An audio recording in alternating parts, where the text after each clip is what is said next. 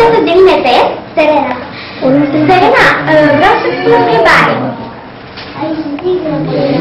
Tu știi ce înseamnă să iei un incendiu? Da, știu. Ne poți spune și nouă? Sigur că da. Un incendiu înseamnă să-i pui întrebări unei despre anumite lucruri. Da, este foarte corect. Și când ai fi mare, ce te-ai dori? Regizor, este o meserie foarte frumoasă. Dar primul tău film, care ar fi? Viața mea din copilărie. Ar fi Pisicuțele. Mai detaliat? Scriam despre pisicuțe.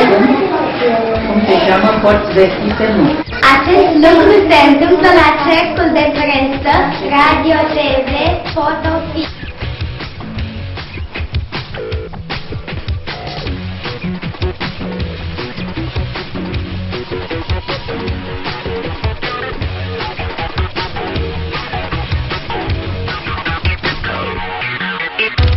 My girl's in the hot seat.